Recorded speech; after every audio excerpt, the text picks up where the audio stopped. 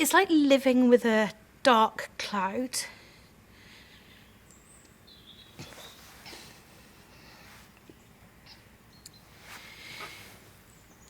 With life's complexities and confusions and changes, there's like this kind of darkness that we know is there alongside all of this. And you feel like you're trying to do lots in order to protect yourself and your business and your vision, your neighbours.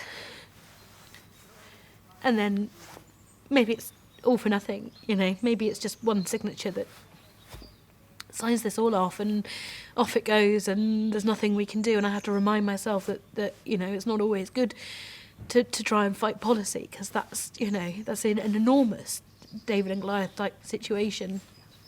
I think about it, I get into dark spaces about it, it affects my time with my family, it builds on existing mental health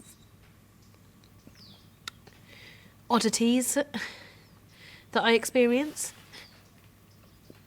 And then I have to remind myself, okay, look at the ground, everything's fine. This is all we've got, there's no past, there's no future, you know, and really settle myself down and remind myself why we're doing this and not allow how it's affecting me personally to infiltrate into how we're dealing with our visitors or how we're dealing with our neighbours or whatever.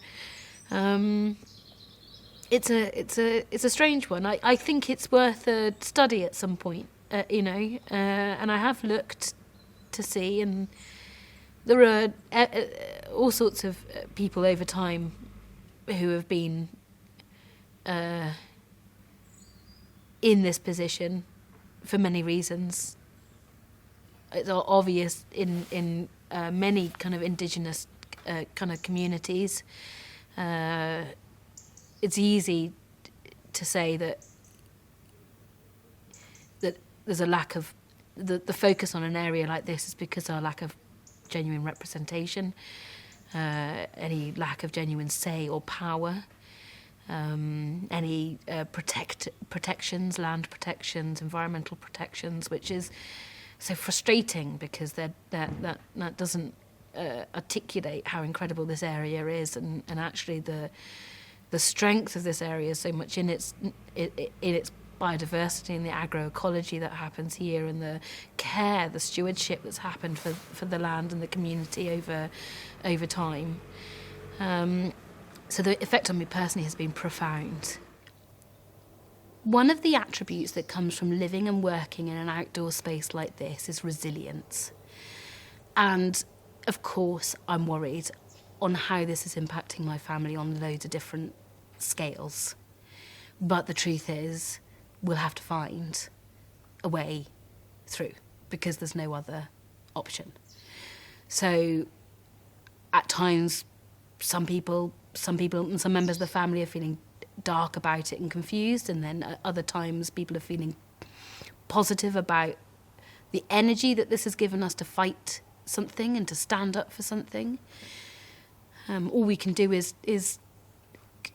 go through the process and not let it break our family apart or break our community apart. We need to protect those people who are. There are people who.